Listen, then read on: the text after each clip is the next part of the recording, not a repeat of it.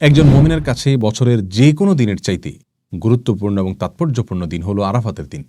কারণ রাসূলুল্লাহ আকরাম সাল্লাল্লাহু আলাইহি ওয়াসাল্লাম এই দিন প্রসঙ্গে বলেছেন, এই দিনে আল্লাহ সুবহানাহু ওয়া তাআলা যত বেশি সংখ্যক মানুষকে জাহান্নাম থেকে মুক্তি দিয়ে থাকেন, বছরের অন্য কোনো দিনে এত বেশি সংখ্যক মানুষকে আল্লাহ সুবহানাহু ওয়া তাআলা জাহান্নাম থেকে মুক্তি দান করেন না। অপর এক হাদিসে আসছে, তিনি বলেছেন, আফদালুদ দুআই দুআউ ইয়াউমি আরাফা।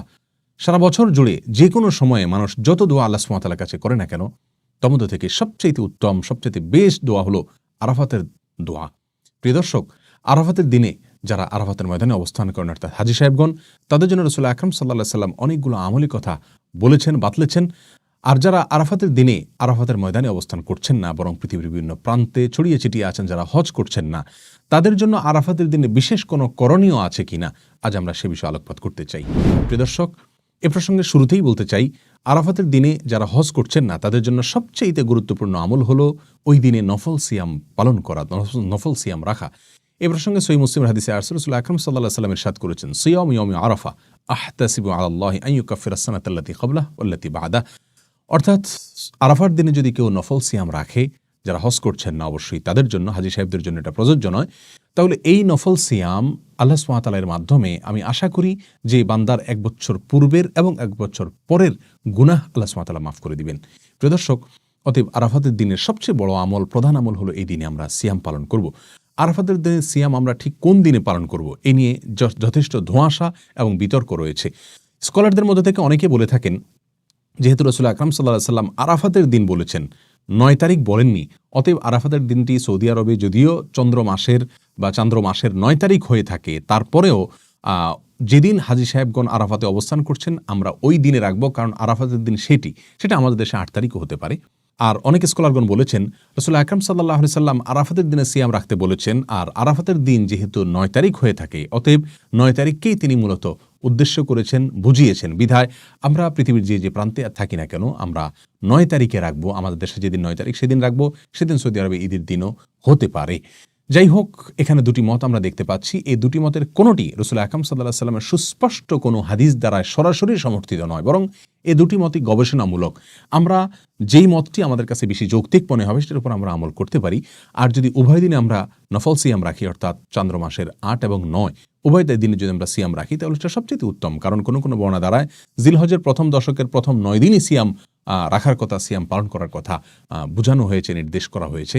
কোনো কোনো বর্ণনা দ্বারা এরকমটি বোঝা যায়। বিধায় আমরা জিলহজের 8 এবং 9 উভয় দিনে সিয়াম পালন করতে পারি। তাহলে আরাফাতের দিন উপলক্ষে সর্বপ্রথম এবং সবচেয়ে বড় কাজ হলো একজন মুমিনের জন্য, যারা হজ করছেন না, আরাফাতে অবস্থান করছেন আরাফাতের দিনে, ওই দিনে সিয়াম পালন করবেন। আর দ্বিতীয় আমল হলো লা ইলাহা ইল্লাল্লাহু ওয়াহদাহু লা শারীকা লাহু লাহুল মুলকু ওয়া লাহুল হামদ ওয়া হুয়া আলা কুল্লি শাইইন কাদির। এই বাক্যগুলো বেশি থেকে বেশি বলা, পাঠ করা আরাফাতের দিনে।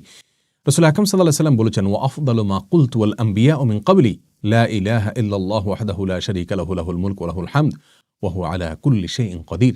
অর্থাৎ আমি যত বাক্য আমার মুখ দ্বারা উচ্চারণ করেছি, যত জিকির করেছি আমি, এবং আমার পূর্বে যত নবীগণ যত জিকির করেছেন, তার ভিতরে সবচেয়ে উত্তম জিকির হলো এটি।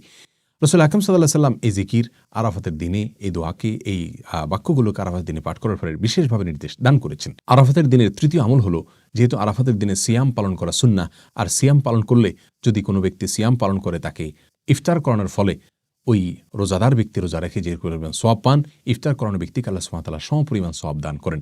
অতএব আমরা আরাফাতের দিনে, যেহেতু অনেকেই রোজা রেখে থাকেন, আমরা রমজান মাসে একে অন্যকে ইফতার করাই, কিন্তু আরাফাতের দিনে, এই দিনেও যেহেতু মুসলমানদের মধ্যে একটা বড় অংশের মানুষ সিয়াম পালন করে থাকে, অতএব এই দিনে আমরা একে অন্যকে ইফতার করানোর চেষ্টা করবো ইনশাআল্লাহ। এই আমলটি আরাফাতের দিনের জন্য নির্দিষ্ট নয়, খাস নয়, বরং এটি যে কোনো সময় আমার কোনো মুমিন ভাই, কোনো মুমিন বোন যখন সিয়াম পালন করবেন, তখন তাকে ইফতার করানোর এই আমলটি ভ্যালিড থাকবে এবং প্রযোজ্য হবে। যেহেতু আরাফাতের দিনে অনেক বেশি মানুষ নফল সিয়াম রাখে, বিধায় এই দিনে এই আমলটির কথা আমি যত স্মরণ করিয়ে দিলাম। আরাফাতের দিনে আরেকটি আমল আমরা করতে পারি, তা হলো বেশি থেকে বেশি আল্লাহ সুবহানাহু ওয়া তাআলার কাছে দোয়া করা। কারণ রাসূলুল্লাহ আকরাম সাল্লাল্লাহু আলাইহি ওয়াসাল্লাম বলেছেন, আফদালুদ দুআই দুআউ ইয়াউমি আরাফা। আরাফাতের দিনের দোয়া হলো সারা বছরের যে কোনো দিনের মধ্যে সবচেয়ে উত্তম, সবচেয়ে বেস্ট দোয়া। অতএব এই দিনে আমরা আল্লাহ সুবহানাহু ওয়া তাআলার কাছে বেশি বেশি করে দোয়া করব।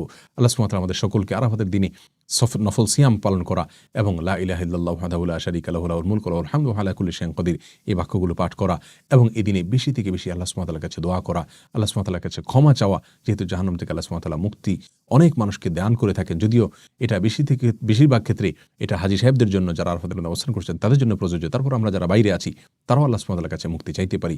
সেই সাথে যারা সিয়াম পালন করে থাকেন আমাদের আশেপাশে জানাশোনা, আমাদের নিকটাত্মীয় অথবা প্রতিবেশীদের মধ্যে থেকে, যে কোনো মুসলমানদের মধ্যে থেকে তাদেরকে আমরা এই দিনে ইফতার করার চেষ্টা করবো। আল্লাহ সুবহানাহু ওয়া তাআলা আমাদের সকলকে আরাফাতের দিনের সমস্ত মর্যাদাগুলোকে নিজের করে নেওয়ার তৌফিক দান করুন এবং আমাদের যে সমস্ত ভাইরা আরাফাতের দিনে আরাফাতের ময়দানে অবস্থান করছেন, আল্লাহ সুবহানাহু ওয়া তাআলা তাদের সমস্ত দোয়াগুলোকে, সমস্ত নেক আমলগুলোকে, সমস্ত ইবাদতবন্দিকে, সমস্ত সুন্নাহগুলোকে কবুল এবং মঞ্জুর করেন। জাযাকুমুল্লাহু খায়রা। আসসালামু আলাইকুম ওয়া রাহমাতুল্লাহি ওয়া বারাকাতুহু।